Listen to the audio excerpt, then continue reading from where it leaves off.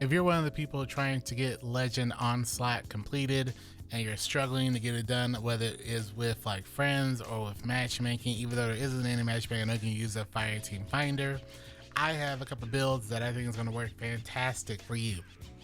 If you run this build, if you run these builds, if you run this team composition, then no matter what you go against, then you will be fine. There are 3 different choices of playstyles that work very well if you use all 3 of them together. There is a offensive build, there is a defensive build, and there is a cap build. The cap build is basically you're holding down a spot, you're just knocking out as many enemies from a distance, and you're just making sure the wave survives, or like your team survives the wave. One thing to note, no matter what the playstyle that you prefer, if you take one of these and take it into Legend Onslaught, first off, for my Warlocks, there are 2 different builds that I suggest you run. First being of course, Well of Radiance, but you want to put on Phoenix Protocol. This will allow you to, of course, put as many wells down as possible. So when you're running this, you want to put on a hand cannon for Unstoppable, because remember, on Legend we have champions every couple waves. It'll be either Unstoppables or Overloads or Anti-Barrier. From the Well of Radiance, that will give us Radiant, which will allow us to have Anti-Barrier pretty much at all times.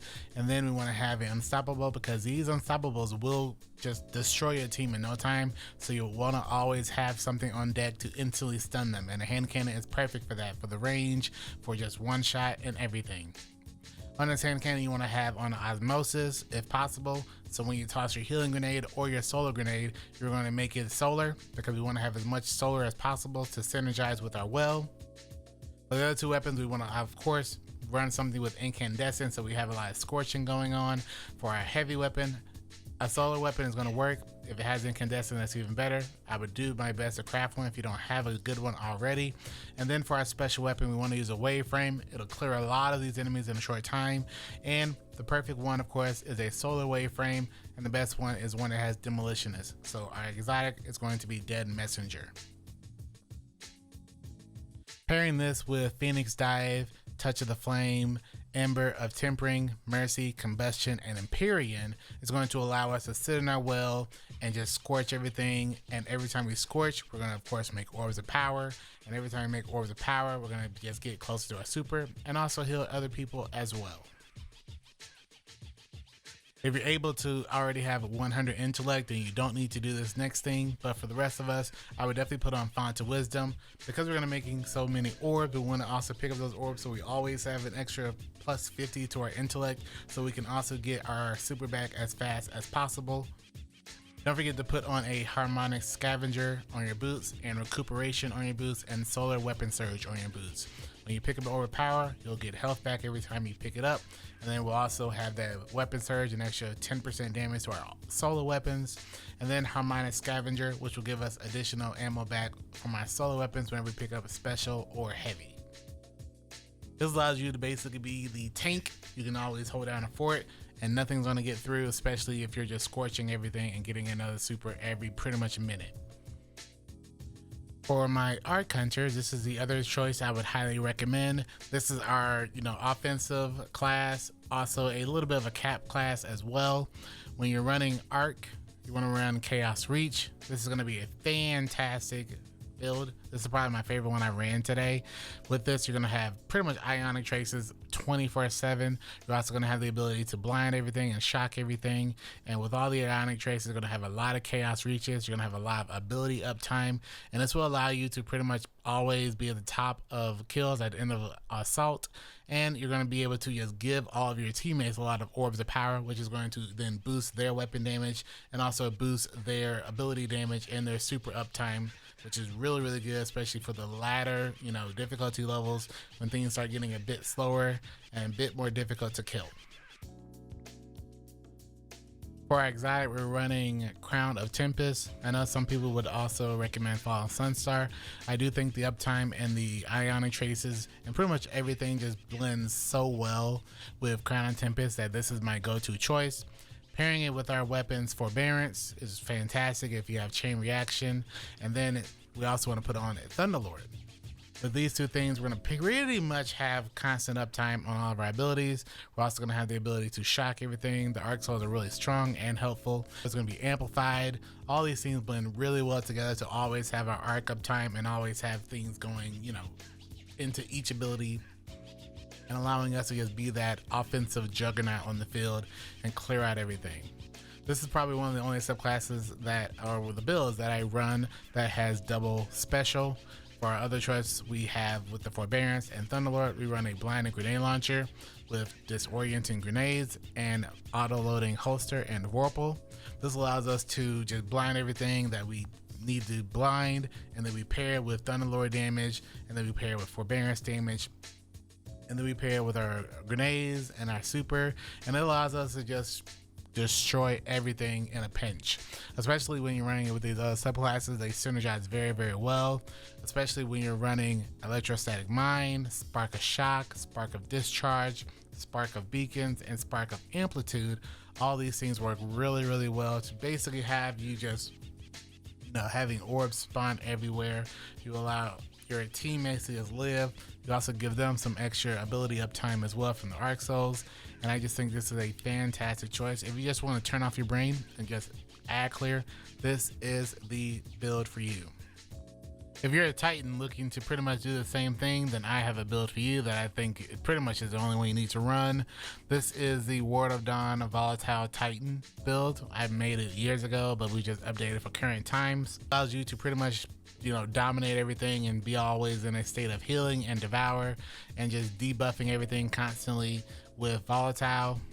This is one of those that are a mix of, you know, offensive and defensive and cap. It's not fantastic at everything, but it's really good at all things. You can do all three things. And this is kind of my flex character, you know, where if other people have kind of filled in the other two things, I can just run this and still be fine. If I want to, you know, just add clear solo, I can do that fine as well. Also, in the later 30s and 40s and up to the 50 stages, popping a panic bubble is always a good thing. You can just get everyone in there. Also, of course, you get those orbs in there. But the biggest thing is the Ward of Dawn is just a protective bubble that could be the difference between a wipe or saving everyone and, you know, saving your team. For our subclass, we're running Bastion and Controlled Demolition, along with Echo of Expulsion, Cessation, Instability, and Starvation. Using all these things allow us to have multiple ways of causing volatile around everything around us. We also explode everything, which is going to constantly heal us every time enemies are exploding. Also, we're going to always pick up an Overpower or a Void Breach, which then restarts Devour. Putting this on our Void weapons also allows us to have a way of anti-barrier. And then you can either do one or two things. I chose to put on Harsh Language. Harsh Language has the stabilizing rounds, which is one more way of just causing volatile around our targets. If you don't really want to do that, you can trade it off for, you know, another weapon, like personally a Demolitionist, Dead Messenger, so you can always have more uptime on your grenades. If you are going to do what I did and run another way of volatile on your grenade launcher, then you want to put on a, you know, auto rifle or a hand cannon or something, so you always have two ways of taking care of champions. For me, I chose to do overload and anti-barrier, but if you're in an activity that doesn't have overload, you can trade it off for a unstoppable choice. Which in that case, you're gonna run Dead Messenger and a hand cannon, or you can run Malfeasance and a Wayframe. The other Titan choice kind of ended up being unnecessary because with all the other builds I was running and suggesting to other people, it was kind of unnecessary to run a Suspend build, which was the one that I really was running. However, for the boss waves, a Suspend build or a, you know, damage build with Centoseps is fantastic. If you really need to get those, you know, bosses down in a quick manner, pretty much, you can always swap to this. This was what I was doing. I was just swapping to Strand Titan for the boss waves if I really needed to. Helped a lot. Last but certainly not least is the Hunter build. This one's going to be pretty much all you need to really run if you want to guarantee your team gets the dub. First off, we have, of course, Night Stalker Hunter with Deadfall and Orpheus Rig. This is a fantastic build because it will suppress a lot of enemies. It'll also give you a lot of Words of Power. It'll also weaken those enemies. It'll make them volatile. This is a fantastic build. It also allows you to go invisible pretty often and allows you to go around and get a res if necessary. Just ways of keeping the Legend Onslaught, you know, chances alive. For our subclass, we're going, of course, with Deadfall. We're going with Vanishing Step, so every time we dodge, we're going to get invisible. We're gonna also run Style Executioner so we can get those weakening effects and go invisible from True Sight and all that.